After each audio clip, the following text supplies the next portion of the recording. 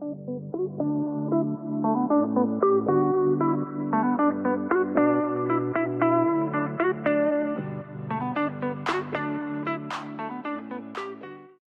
and welcome back to another episode of Heart and Health Wellness. I'm your host, Dr. Melissa Welch, and I'm so glad that you are here. Today, we are going to be talking all about once you make those small changes and get things going, how you can actually build momentum and keep that ball rolling so that you can feel really good about the progress that you're making toward big goals. So last week, we talked all about resistance to change and why it's hard to get started.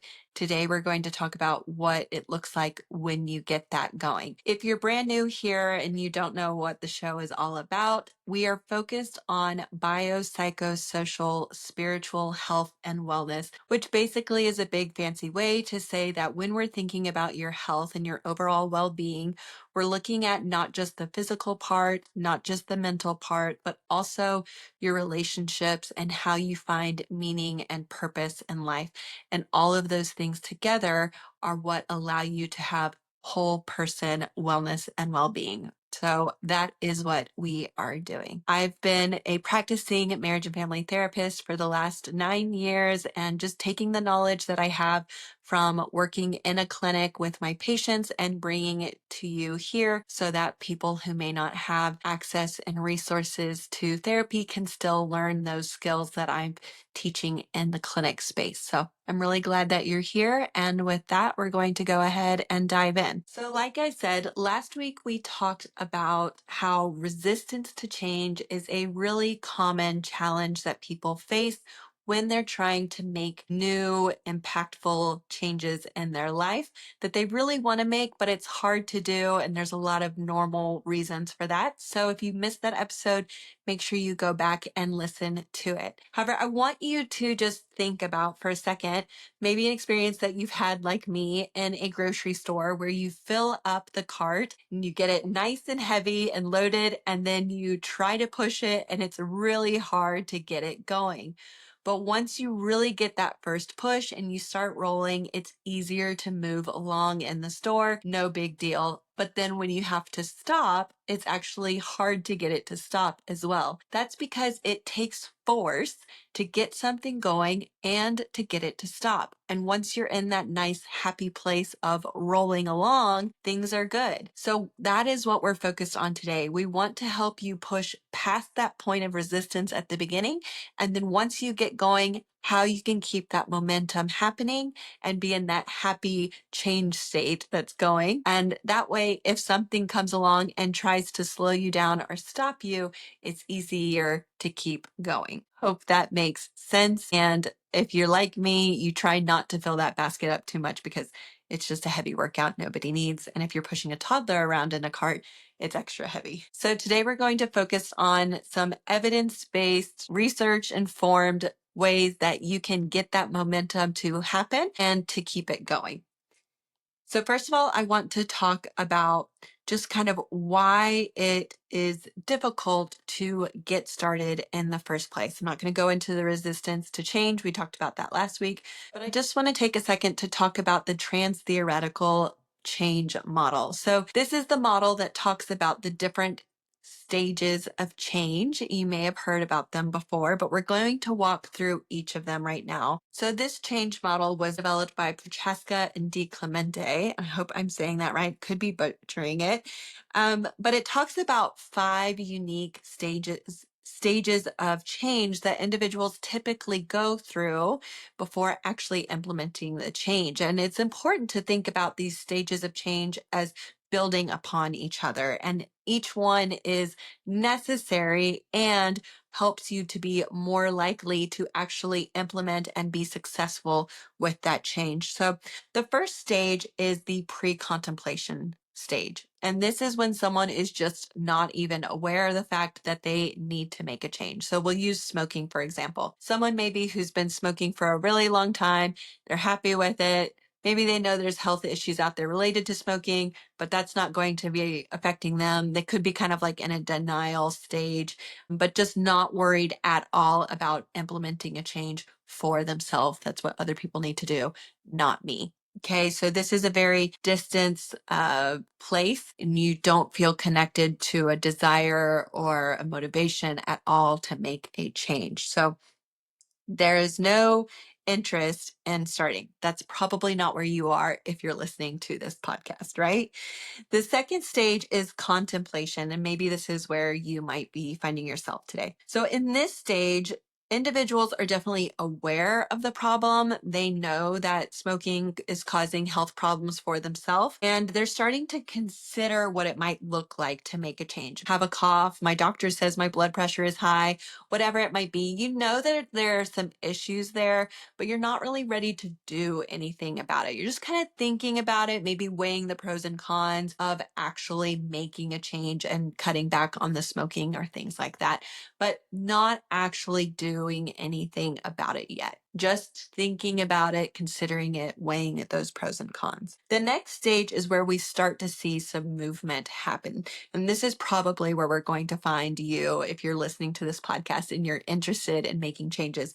This might be where you are. And that's the preparation stage. So individuals in this stage are actually getting ready to make those big changes. Maybe you're testing things out. We're going to go with that smoking example. Maybe instead of smoking an entire pack a day, you're trying to cut down on a couple each day. Maybe get it down to half a pack. If you're trying to, instead of finish an entire cigarette, you're just going to take a couple puffs off of one. Whatever it might be, you're cutting back. You're kind of practicing with it a little bit, but you haven't made that huge jump to make it a really big decision to make the change yet. So maybe you're gathering information, maybe you're setting your SMART goals, you're practicing those behaviors, you're getting it going, but you're not all the way in quite yet. The next stage is action. Now, action is where you're really going in on this. So this is taking those concrete steps to change. You're actively modifying your behavior and your environment. So instead of, I think a couple weeks ago, I used the example of being with your spouse on the patio in the morning for coffee and having that cigarette. Instead of going out and doing that, you're having your inside coffee, or you're just cutting out coffee completely because that's making you want a cigarette. So you're making big changes here. You're not having any cigarettes. They're gone. They're out of the picture. They're done. So this is the full force change that's happening. Now, this one can go anywhere from like 3 to 6 months. Okay. So you're in the act of making the change. You're doing it. You're going to keep it going. You're not just testing it out anymore. We are making the change. This is, you've been at the gym every morning for at least 4 months, like you are doing the thing, or even if it's not every day, whatever your goal is, you are making it happen and you're feeling really good about it. You have people holding you accountable. It's happening. Maybe you're there because we've been talking for a while about what those changes are in your life or what goals you've been setting for yourself. So maybe you're starting to get there. We're in March. If you're finishing March up and you stuck with your goals since the beginning of January, great. You are here. You're in the action stage. The next stage is maintenance. So that one is where we really want to consolidate the gains made during the action stage, and we are preventing relapse from happening. So we are go, go, go. We feel good about what we're doing. We have the support that we need. Things are looking good. We're preparing in our mind, hey, what are some challenges that might come up? What are those roadblocks that I need to be aware of? And what is my action plan for getting around that if it happens? How am I going to avoid the pitfalls? And I'm not going to fall into relapse. That is where you are. You're going to keep that momentum going. Now, this unofficial last stage is relapse, because relapse is really, really common. Now, the key here is not to beat yourself up and shame yourself when you do relapse, but instead examine why the relapse happened, what was going on in the environment that led up to that relapse, and how are you going to modify that or make a plan for it in the future so it doesn't happen again. Again, jumping back into that maintenance phase, getting going again and feeling really good about the progress that you've made and not beating yourself up for falling back a bit. Okay, so pre-contemplation, no idea you need the change. Contemplation, thinking about it, weighing those pros and cons. Preparation, actually practicing with it, testing out the waters a bit. Action, we're doing the dang thing, we're keeping it going. Maintenance, you've been doing it for a while, you're preparing for things to come up and get in the way and try to derail you, but you've got a plan for that. And then relapse, should you fall out of that happen, should you miss a day at the gym, should you actually pick up a cigarette or take a puff of somebody else's, you're not going to beat yourself up, you're not going to shame yourself, you're going to figure out how to pick yourself back up that same day or the next day and get started again and feel good about that. Okay, so those are the stages of change for the trans-theoretical model.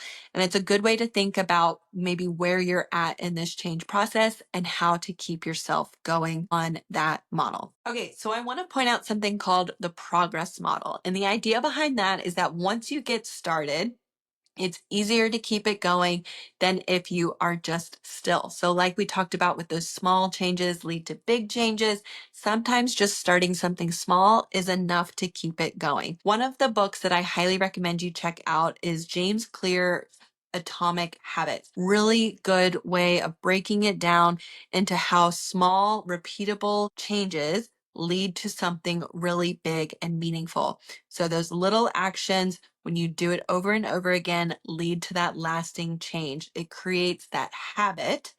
And so your body just naturally wants to do it because it becomes like muscle memory. It's natural to you, but you have to do it over and over and over again, little small things that lead up to that big lasting change.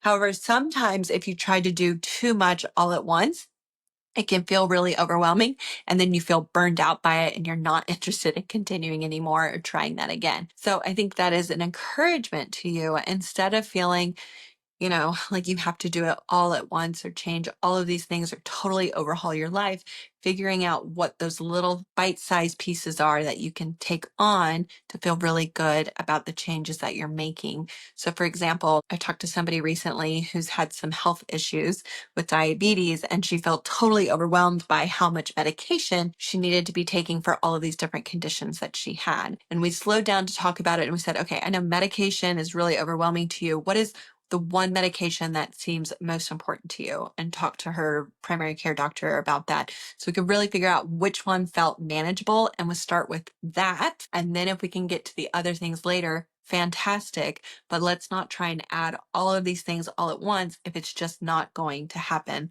It's better to start with one little piece and then add on later as we get that going. So let's talk about some practical strategies that you can implement in order to get yourself going. The first thing is the 5-minute rule. Now, this is similar. If you remember from last week's episode, I introduced the 2-minute rule, which the idea is that if it takes less than 2 minutes to do it, just do it, just to get started.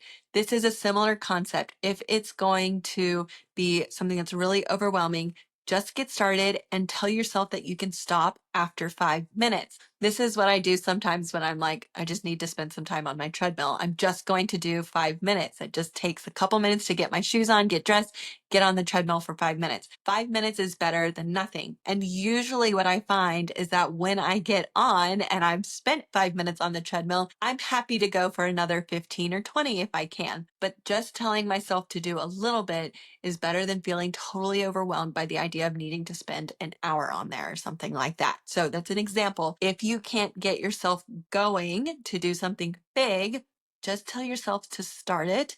Do it for 5 minutes and then give yourself permission to stop or change if you need to do something else instead. When we think about Newton's first law, the idea is that if an object is in motion, it will stay in motion. And if it's at rest, it will stay at rest. So, and I think I mentioned this in another episode as well, but again, that idea is we just need to get you going. And then once you get going, it's a whole lot easier to keep it going. And it's harder to make it stop too, just like that shopping cart. So the idea here is just do a little something to get you started.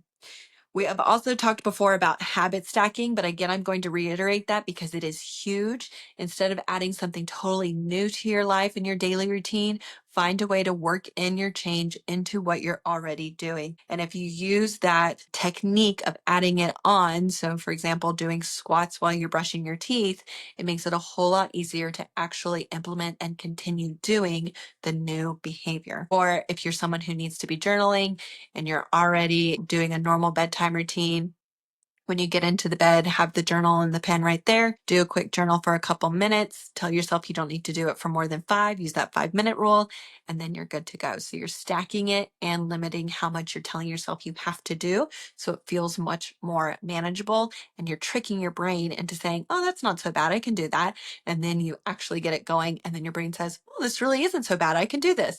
And it feels more excited about actually continuing that. Another thing that you need to be doing to keep yourself on track is tracking what you're doing. So a quick reminder that I have designed a monthly, weekly, and daily tracking sheet that you can download for free from my website. So find that link down in the show notes below and or in the episode description, whatever platform you're watching on or listening on, and you can go and download those for free. And they're a nice way to be able to track your biopsychosocial, spiritual health, wellness, and goals that you're working toward on a daily, weekly, or monthly basis. So check those out. We've definitely seen plenty of studies show that when you are self-monitoring, or you can see that those habits are happening consistently, there's like an interest in continuing that, not wanting to break the track record. And so it motivates you to keep going.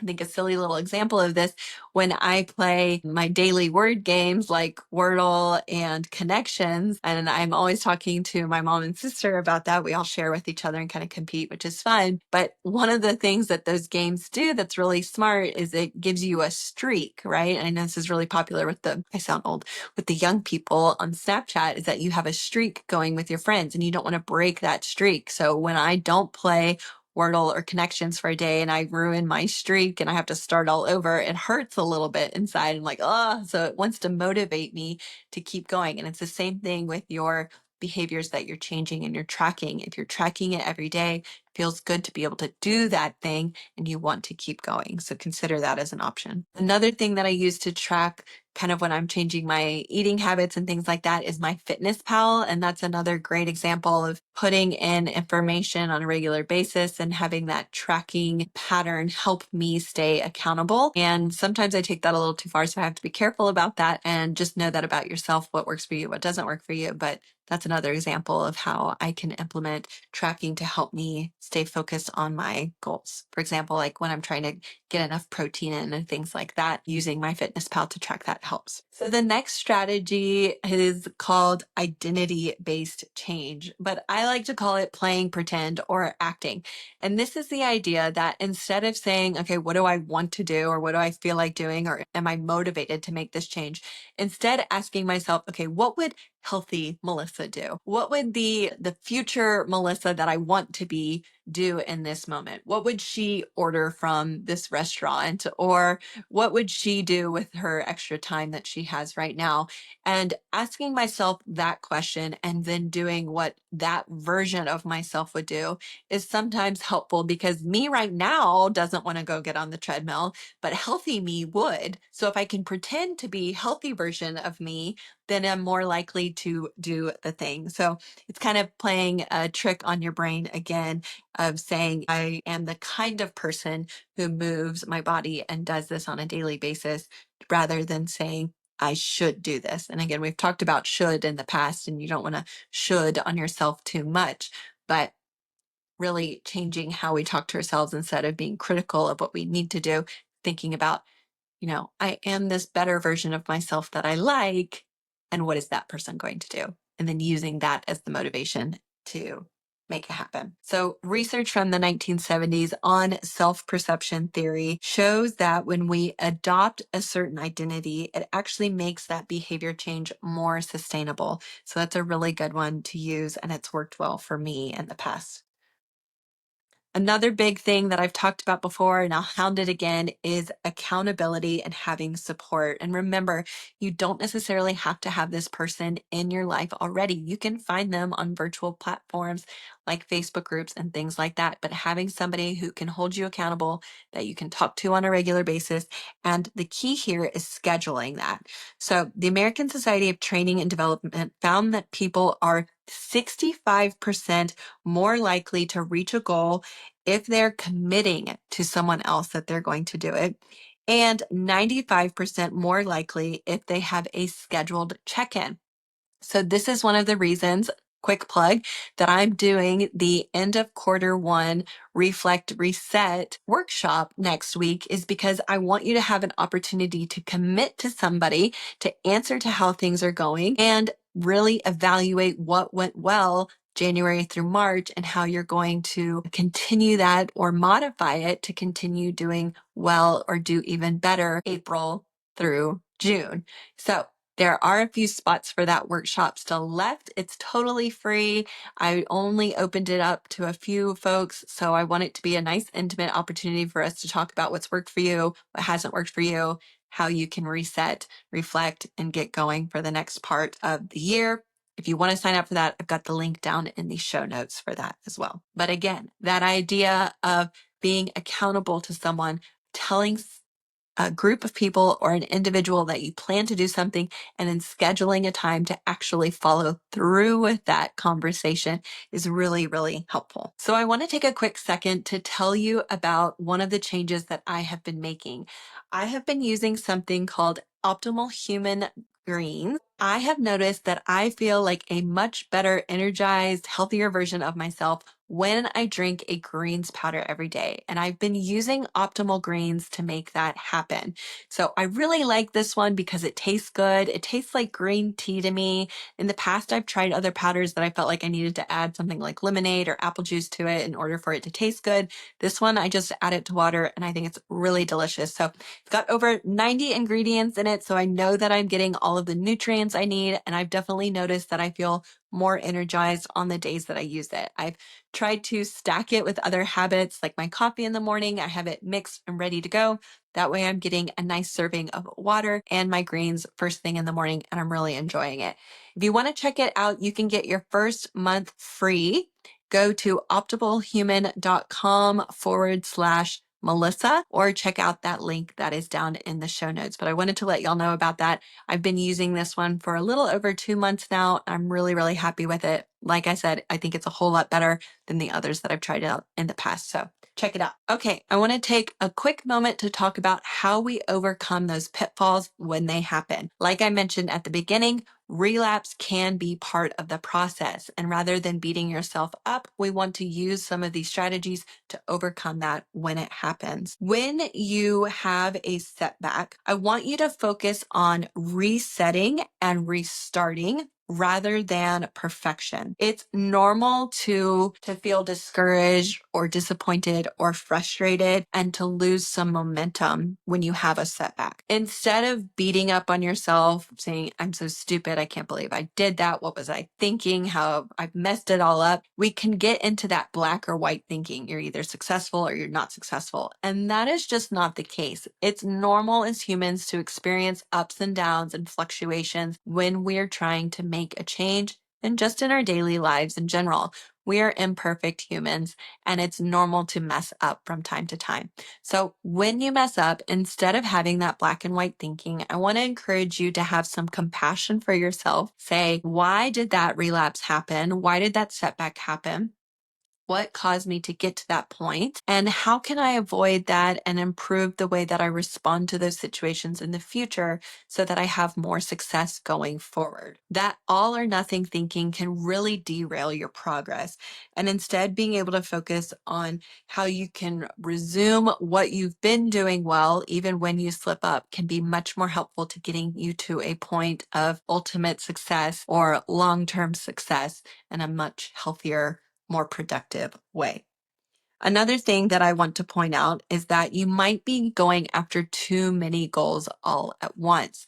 It's much easier to focus on one change at a time. So when you break down goals into smaller bite-sized pieces, so that could mean like having multiple goals in the different biopsychosocial spiritual domains, or it could mean you have a really big goal and you just need to break it down into smaller pieces. Either way, if it feels too big and too overwhelming, there's a good chance you will avoid it or feel like you can't do it. You break it down into smaller pieces, one bite at a time. That's how you eat a whale or an elephant, whatever the saying is. That's what you need to focus on so that you can feel good about the progress that you're making. So one of the examples I like to give that is when people are trying to pay off debt. This is one of the things that I've done with paying off credit card debt in the past. I used Dave Ramsey's plan, which goes through what he calls the baby steps.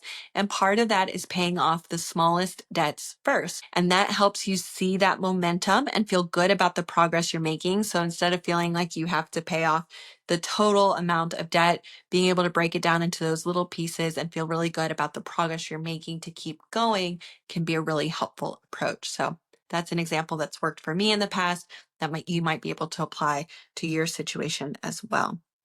So one more piece for that, figuring out that motivation comes and goes. Okay. Motivation's not going to be there every single day. Sometimes actually doing something, getting that action into play can fuel and create the motivation, not vice versa. So you may not feel motivated to do something, but if you do something, then you get motivated. So a lot of times people struggle with that when they're experiencing depression or something like that, because they just don't feel like doing anything. And that's normal when you're experiencing depression. But if you go out, actually start walking, then your brain might feel like doing something.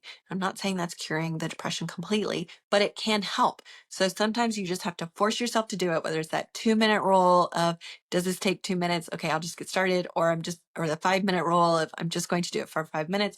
Whatever it is, we just want to get you activated and get started. And then you can have some of that motivation come about.